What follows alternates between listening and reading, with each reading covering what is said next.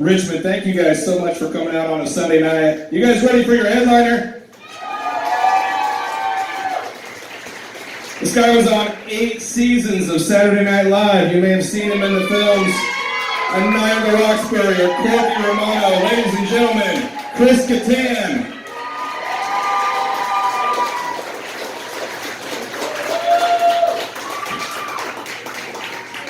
How you guys doing tonight? You good? I have a double shift. Anybody order coffee, water? Table number 7. How you guys doing tonight? Very exciting. Good to see everybody. Wow. Everybody looks so good. I'm sorry, you can't photograph or videotape me. Oh, it's Facebook Live? Oh, then never mind. I can't believe she said that. No. It's Tinder.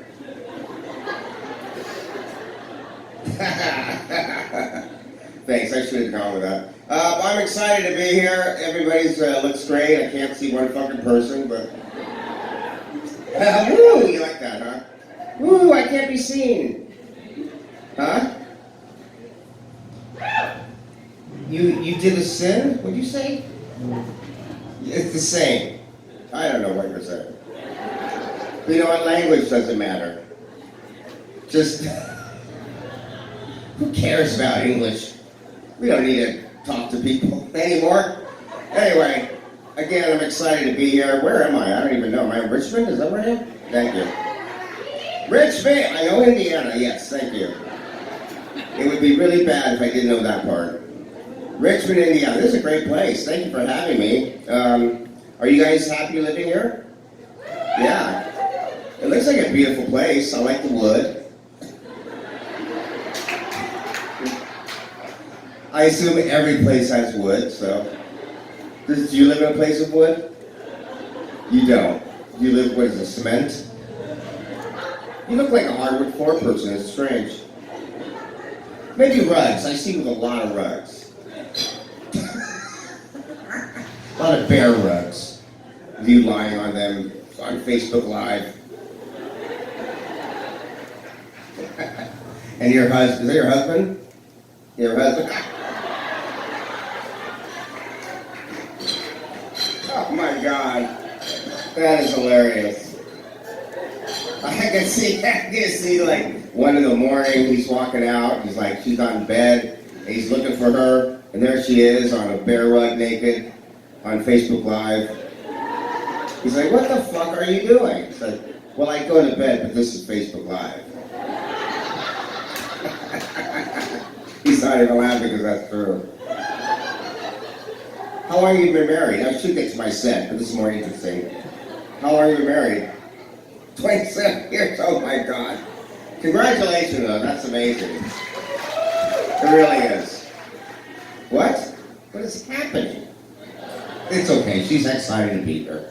It really is, it's fun. We're having a good time. I wish my girlfriend would do that, she doesn't do shit. She just gets mad at me for everything. You got up and bowed, that's cute. When did you guys meet, high school or something? Just after high school. Oh, college. You're cruising Madison? Is that a street here? In where? In Monsing? What? Okay, Madison's a great street there. You're cruising there, huh? That's funny. In cars? Or moving bear rugs? What were you cruising in cars? In separate cars, I assume. You're like, oh, it's like American Graffiti, the movie. You're like, ooh ah, ooh ah, ooh ah, why do birds fall in love? And you're like, oh my God, who's that girl? And you're like chasing after her. And then you went to a radio station, dedicated a song for her. And 27 years later, you're like, oh God. That's the story.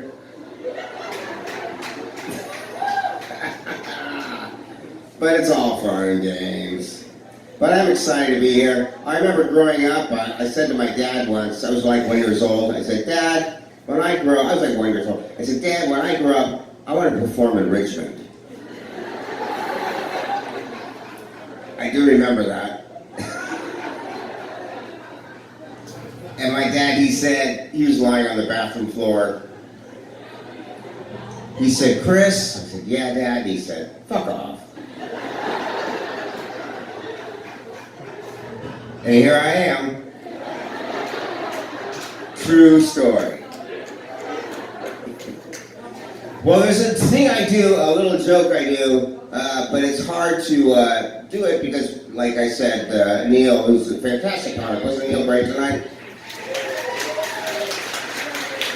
Neil, we're applauding for you. Why is your back turned against us? Does he even know that's... Neil, we're fucking talking about you, asshole! What a dick. Wait, isn't he a good-looking guy, too? Let's applaud for his good-looking guy. That's right. He just had a lot of work done. Great deal of work. Spent like $15,000 on his face. And he had to sell his car and lost his kids, but it was worth it. All right, you can turn back around. Please turn back around. I don't want to see your face. 27 years, Neil. That could be you.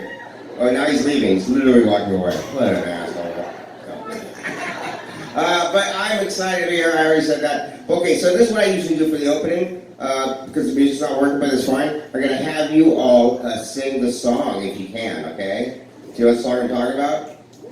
What is love? Baby, don't hurt me. Okay. Baby, don't hurt me no more. What is love? Baby, don't hurt me no more. Oh my God, that's great. Sing along.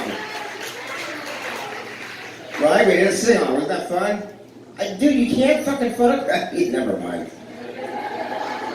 No, I wasn't what? You're getting a selfie of himself, he said. Listen to his laugh. I feel like sound like a demonic elf. No, Santa, I didn't do anything wrong. I want to be a dentist.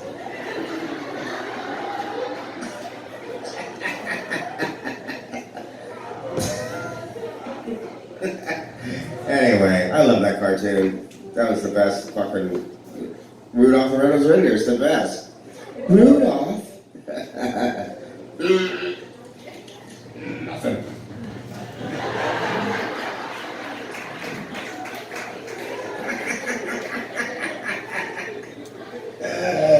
I could do that all night. In fact, we should. But we can all do this if you want, between me, but I've been doing a tour, obviously, that's how I got here, doing the Back and Vaxxed tour, because I got vaccinated. You guys get vaccinated? Somebody? You all don't have to. I got the blood clots, so very excited about that. They're so cute. Little faces running around. I'm a blood clot. Is that what you are? I didn't know what you are. Are you sure? Are those your friends? Mm-hmm. I brought some friends along. These are blood clot buddies. They kind of sound like you a little bit. My blood clots. You ever get that? You ever hear somebody say to you, "You sound just like a blood clot"?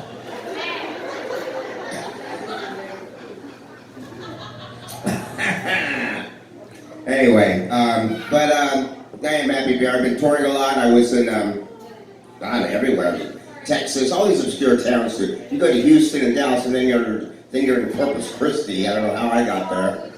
Yeah, but it's okay. It's a great place, Corpus Christi. Guys like somebody went, yeah, I think. Corpus Christi, Navy town, great place. Hey. That's right. You went, hey, like the Fonz. Hey. In my office, pronto. Everyone in the back is like, what is the fucking going on tonight? You're so far back. Do you know what's happening? Yeah, in the back. How you guys doing in the back? Woo! Then we get the jokes like 2 seconds later and laugh later, like. But I've been touring. I was in Alabama. I was in Huntsville, Alabama. You guys know Huntsville? It's a great place. But just outside, there's all those little areas just outside these towns where you're driving from town to town, and it gets so, it's a little, not scary, interesting, I guess I'd say, where the people that live there are different gas stations and all the churches that seem to compete with like bigger towers, or, they're always like competing, which church is bigger, I guess. But I went to one gas station, and I went there to get gas. And the person at the counter, it was a lovely lady, and I said, can I get some, I said something like, can I get $30 on unleaded? And she said,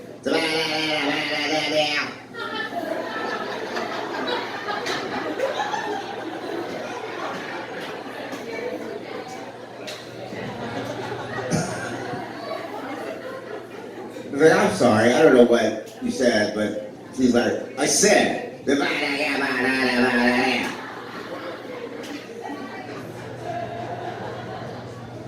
you tie a titty? Can I tie a titty? Not tie a titty, tie a titty. I said, tie a titty. Jesus, that was a good conversation. And a lot of clubs that I go to, they always offer me either cocaine or Adderall everywhere I go. It's like, what the fuck is going on? I don't know why they think I want to do that. I don't know. Maybe because of Corky Romano, maybe, I don't know. There's a scene where I'm on cocaine there, and I would go, you do, you don't, you don't, you do, you do, you don't, you don't, you do. I should buy a boat. So I guess, I don't know. So, but anyway, so I was in the green room, which is where you are, so-called backstage at the comedy club. Usually they're fairly big and very relaxing. This is great. They put me up in a great place here. This is a great green room. Had lots of space and beautiful chairs, and again, hardwood floors. Can't beat that. Richmond wood. Can't go wrong with Richmond wood.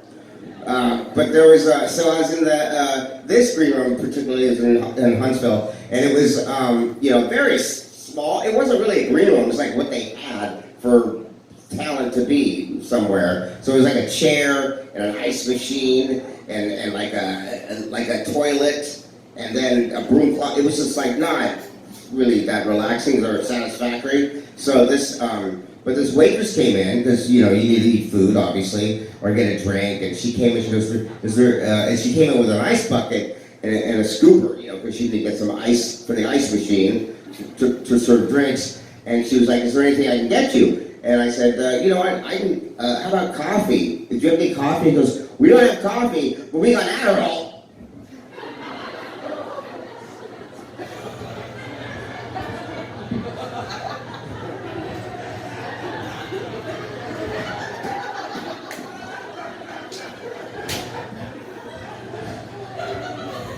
Adderall? I don't know. No coffee? Well, how long, what time is it, 8 o'clock? How long does Adderall last? Oh, about 9 hours.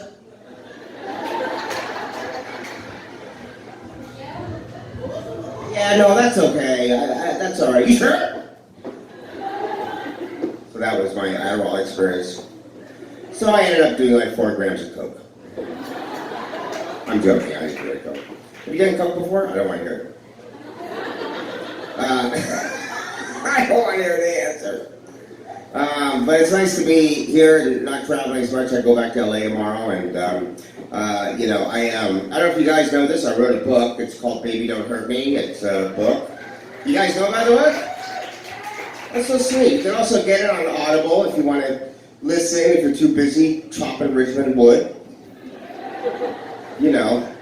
So you can listen to it on Audible. And you can, in the book I talk a lot about Saturday Night Live, of course, which was a show that I was on for years and had a wonderful time.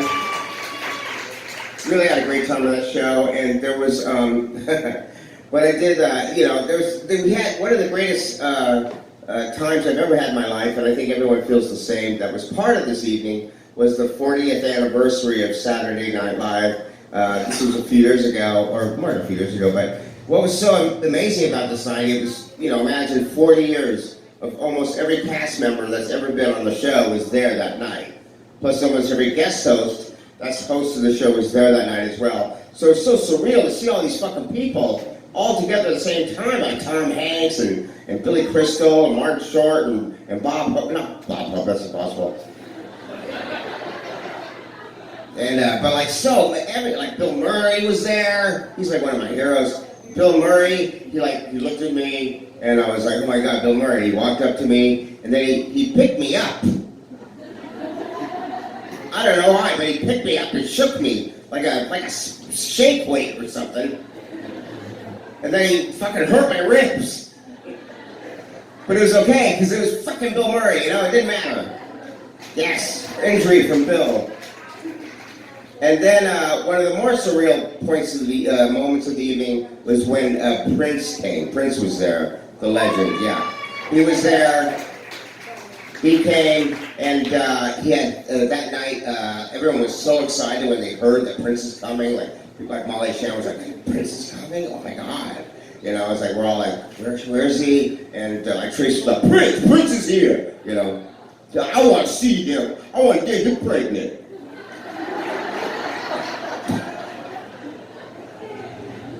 Tracy Martin did not say that. I'm gonna get Prince pregnant. Hilarious.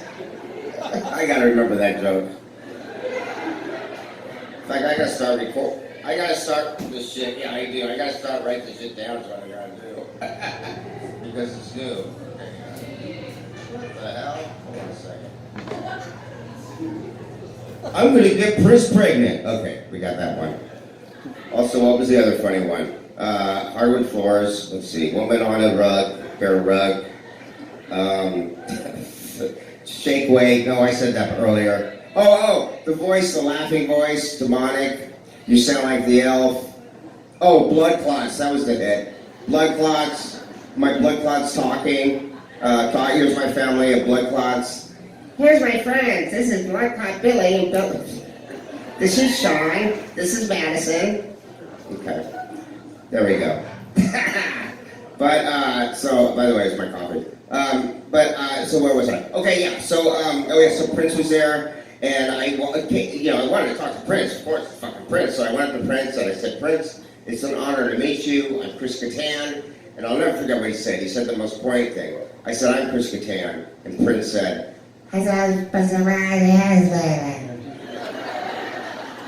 I'll never forget those words.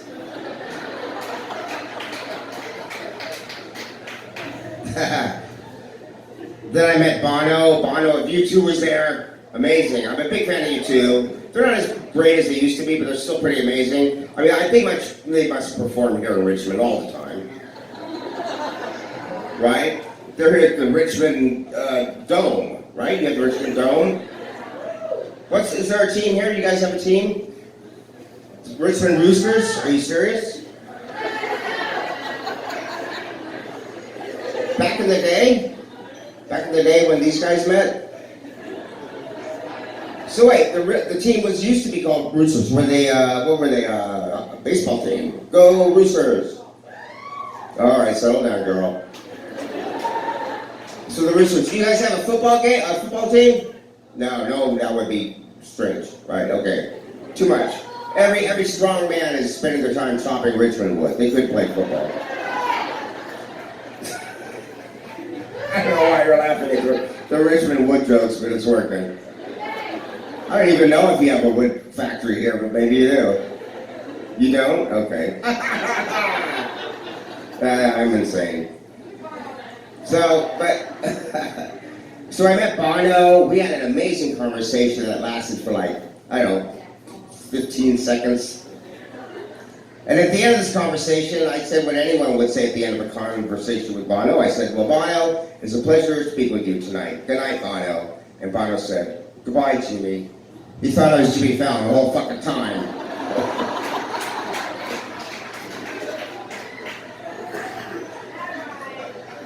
Which is not an insult. It's not an insult. It's very kind. But he just he is taller. I'm significantly different. I'm taller, for sure. He's like 4'10", I'm like 5'11". And Jimmy fucking called me the next day. He's the sweetest guy ever. He honestly is. When you watch the show, he is that guy. in person, even more so sweet. And he called me up and he was like, "Hey, did you talk to Bono by chance?" I was like, "Yeah, why? What's going on?" He invited me to his birthday party. Oh, you fucking asshole. I mean, it's okay that he did that, but I was a little bummed out. But like, Jimmy gets so excited about everything. It's so crazy. Everything is so exciting. I wish I could get that excited about everything. I mean, I'm sure when he wakes up in the morning and has his breakfast, he's probably like, "Oh my God, eggs with a napkin. Oh my God, no way. Selfie. We can poke fun at Fallon. He's not coming to Richmond anytime soon. Because you don't have a Richmond Bowl, that's why. But but then that night too, it was the anniversary show, so of course, oh Jesus, where are you going? The show's gonna fall apart if we don't have you. Where are you going? Better not be going somewhere to change. Or she didn't change outfits. Did she bring another set of clothes? Just curious. But, what was I? I have no idea what I was talking about. What was I talking about? Oh, so they showed clips of, that's right. So they showed clips of like the sketches from the past, oh my God, Mary Catherine and Church Lady and Coneheads and Wayne's World, all the stuff we grew up on, right? Did you have a favorite sketch watching the show? Mango, of course. Well, there was one Monkey Boy, sure. It's called Mr. Peeper, but that's okay. Monkey Boy's racist. But there was a sketch that everyone loved that I'm in. It's called More Cowbell, the Blue Oyster Cult. Everyone seems to love More Cowbell. I'm in that sketch. I play the guitar. I have a mustache. And, it was one thing, there's a big line I say in that sketch that everyone seems to love. A very important line is, "Don't blow this forest, Gene!" That's my big line. And it's an amazing line. It's very important because that's the catalyst for what makes everybody break character. At least I like to think that. Even though Jimmy laughs at every sketch anyway. Every sketch. And, but he, just to set the show up, on Saturday, did anybody watch the show last night? It was the season finale. It doesn't matter, you don't need to watch it anymore. But I'm not pressuring you to watch it at all. But I did, on Saturday we have the live show at 11:30, it airs at 11:30.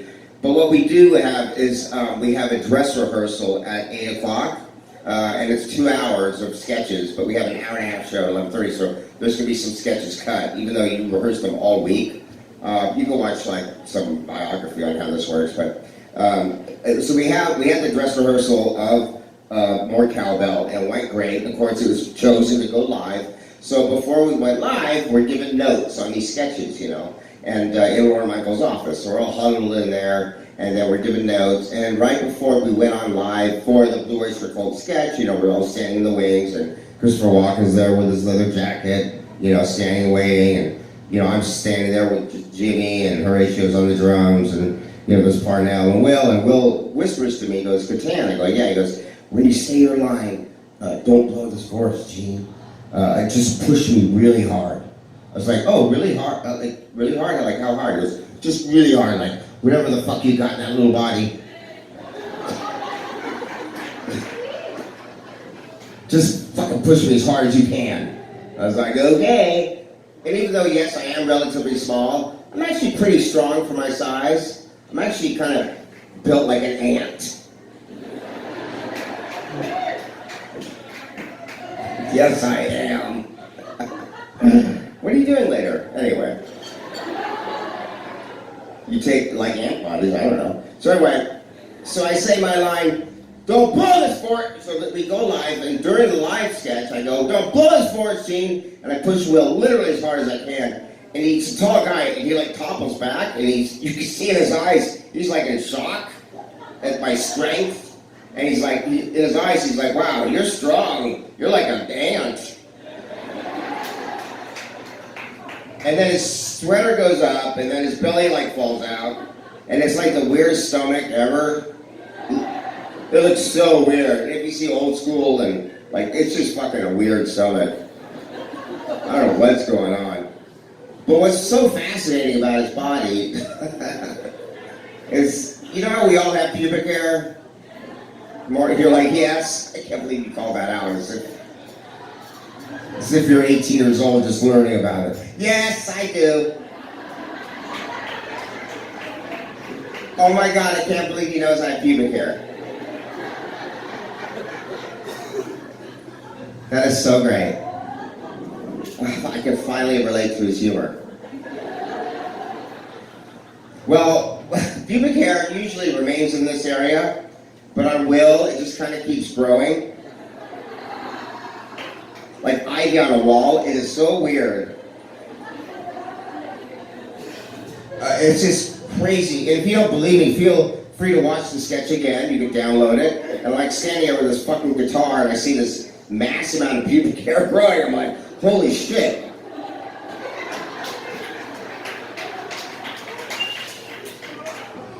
You know, we all have, we usually men have chest hair up here. Will doesn't have chest hair, it's just more of that same fucking pubic hair growing in. And up here on his head, it's basically all pubic hair. Every hair on the motherfucker's body is pubic hair. So that's a little story you can go home and tell your kids. Do you guys have kids, by the way? You do? How many? 3, fuck, that's amazing. Do they live at home with you guys? One of them do. The other ones are in school. The one that what? The one that lives at home with you is 20. Is it a female or male? Oh, that's sweet. What's her name? Kerrigan. A woman named Kerrigan? I guess that makes sense. Okay. No, that's sweet. Any chance you could change it, or? I guess 27 years in, you can't do anything about that. That's all right. Listen, Kerrigan, we thought about it, and your name just doesn't work. I'm 27. I know, it's going to be difficult.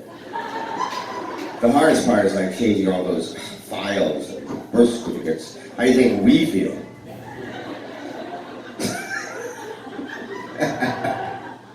Nancy Kerrigan, I remember that. Right? Or Carrie Strug. Yeah, Carrie Strug. Her voice is so high-pitched. It's like, I'm Carrie Strug. I'm in the Olympics. It's like, wow, only dogs and I can hear it so high-pitched. It's incredible. Oh my gosh. So I guess Mango was a character I did on SNL as well. Why does everyone think I'm the homo gay? Why? No, Richmond, you can't have the mango.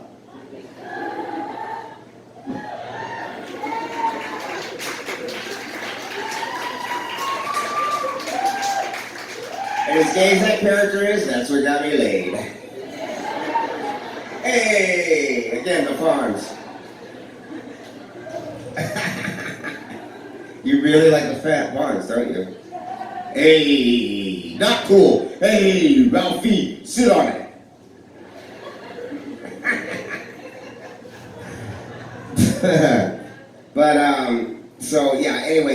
Oh my God. The thing about Mango, though, is even though it was, did I already tell you? Yeah, okay. So Mr. Peeper was another character. You were saying Mr. Peepers. For those who don't know, Mr. Peepers was half man, half monkey. He would eat an apple. He would spit it out. And at the end of the sketch, and I did this at the end of every Mr. Peeper sketch, I would dry hump somebody's face. And I had a fantastic time doing it. Especially when a guest host, like say Charlize Theron, would come on the show. She would host, and she's like, you know what? I would love to do a Mr. Peeper sketch. That looks like a lot of fun. I was like, yeah, fuck yes, I can.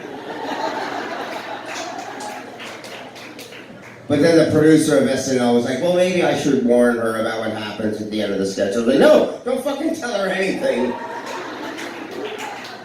I need that footage for my retirement in Richmond. Right? I'll be joining you all. Do you have a place for me to stay? No answer. Woo! Can I stay with you guys?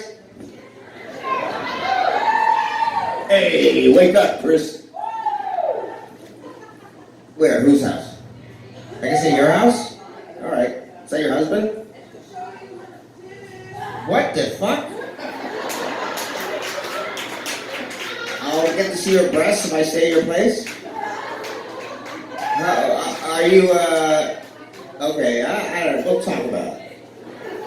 Yes for you too? Just kidding, well don't kid about those things, you can say yes or no. Yeah, okay, yes, thank you very much. I'm sorry, this woman is so annoyed or disturbed. She's literally like... Oh, Janet, you know her? Oh, okay, Janet's friend. Her face is a little bit like, you guys are gonna get in trouble. She's like that girl in high school. I wouldn't do that if I were you. No, I don't want to do that. I'll see you guys later. You're like the sweet one. She's very sweet. Do you guys know you just met each other? Yeah, it's gonna end. It's not gonna go any further than tonight. Why should I stay in her house? It'll be like Gone Girl. I'll be strangled. Who knows what's gonna happen? Like, well, I'm glad you're here. Here are my tits.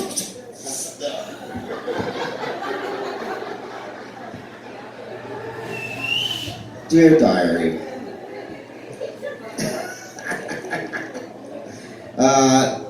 Mr. Peepers was an interesting character. So, yeah, I did it with The Rock once, The Rock. The Rock's a very big man. He doesn't need to work out that much. Every part of his body is literally just perfect. Like, it's so big and just amazingly craft. And even his toes look like they've been doing Pilates or something.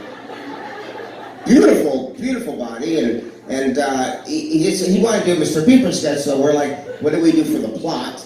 So we made him the father of Mr. Peepers, Papa Peepers. So, and you're naked underneath, you know, because you gotta be, it's very physical, so you gotta run around and hump objects, you know, very, very smart humor. So he wanted to do the sketch, so he wore the same outfit that I'm wearing, basically, which is red overalls and shorts, red overalls, and you have no shoes on, and you have these big ears. It's really silly. And but he put on this outfit. So for dress rehearsal, he's got, by the way, thousands of veins popping out all over his body because he works out so much. I've got like 2 veins that you can see, like one on my forehead when I'm frustrated. That pops out, and then the main one.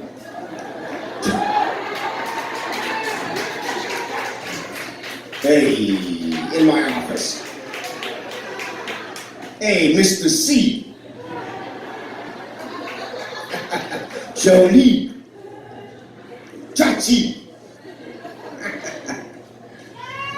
Yes. But that's so funny. You guys are awesome. You really are an amazing crowd. Like, you're laughing and it's like we're having a good time. It feels like a show, but it's like different. I'm connecting with you guys. It's really cool. Except for you. I can't tell what's happening. I'm going to learn a lot from you, but I don't want to. You know what I mean? It's like an SAT or a strange course I have to take, and I don't want to do it, but I'm going to learn and be happy that I took it later. Like, oh, I'm glad I went through that. It was difficult. A very hard time in my life, but I learned a lot. That's how you feel. It's a difficult time, but I'm learning a lot. So anyway, so The Rock comes out in this outfit for dress rehearsal, just like the More Cowbell sketch. He walks it out in this outfit, so fucking buff. It's just so hot. Literally the suit is like so tight on him because he's so big and massive. and he's bald, and he's got veins popping out all over his body. He's smiling, he's just so happy to be excited. So, but when you looked at him, because of the veins and the buff and the hardness and his bald, he looked like a big, tall, smiling cock. Literally, it's like...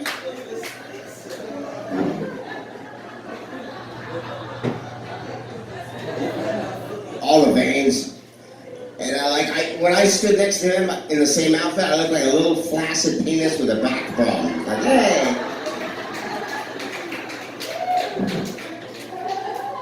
But we had a great time. We had a wonderful time, you know, and there's a point where he got on my back, or, you know, he was like, let me get on your back. I was like, fuck that.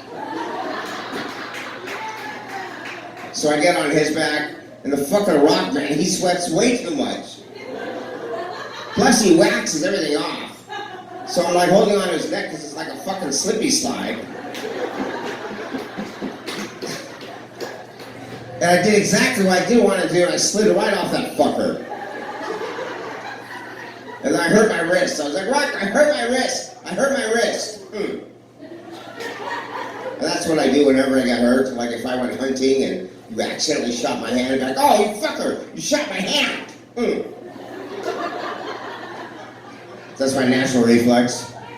But, you know, Rock didn't care at all. He was like, yeah, whatever, smell my cooking, or whatever the fuck he says.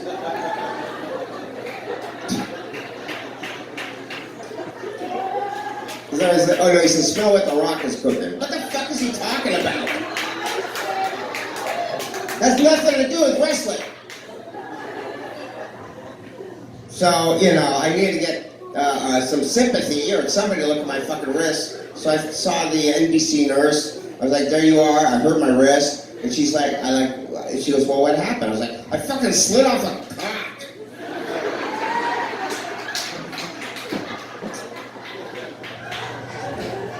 She's like, calm down. You're really being a pussy. I am not being a pussy. So I was like, oh man, this fucking character's never coming back. And then Cameron Diaz came on the show and she wanted to do a Mr. Peeper sketch. I was like, fuck yes, we're back. Cameron Diaz is a lovely woman. She really is. She's so sweet and funny, just beautiful, you know. I was a big fan of The Mask and Something About Mary and, you know, Gangs of New York. And growing up, when I first saw her, I was looking at magazines and pictures of her. I was like, oh my God, I had such a crush on her, so infatuated. And, you know, so basically, not to be embarrassing, she was my first, you know. And that's not the sound it makes, actually. It's more like, The Rock, though. The Rock's probably like, ah!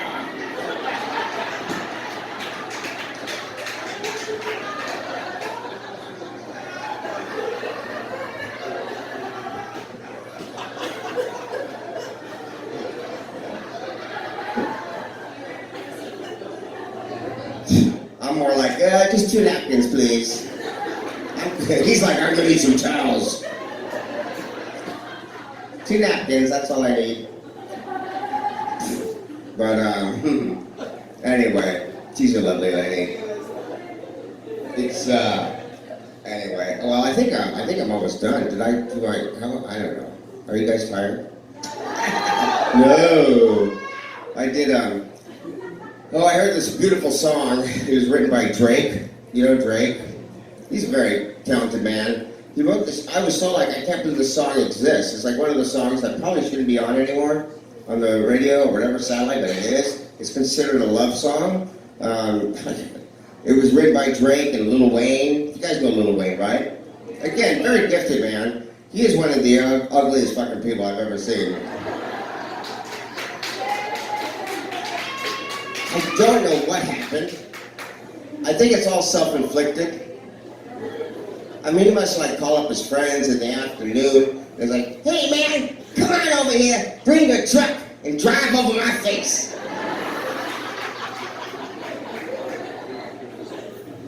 Maybe he, maybe he like looks in the mirror in the afternoon in the bathroom. Is like, You know what? I don't need all these fucking teeth. But Drake and Lil Wayne, they wrote this song. It's so beautiful. It's called The Motto, and it really does exist. I'm not kidding. You could download it, which is so encouraging to know for your kids. These are the lyrics, I swear to God. Just some lyrics. I drown in your pussy, so I swim to your butt.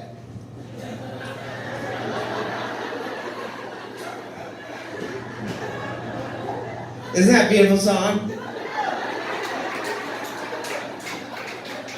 Like, what the fuck? That's a song. They wrote that. I don't know who the lucky girl is that it's about. I guess one of Drake's girlfriends, like, oh, baby Drake, did you write me that song?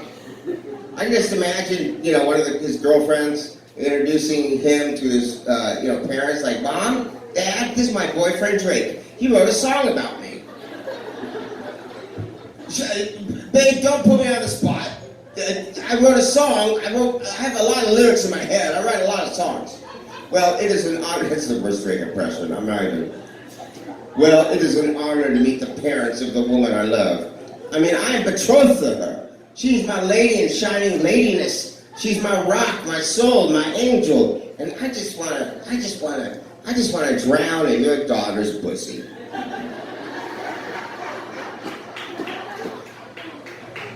Tell them what you want to do after that.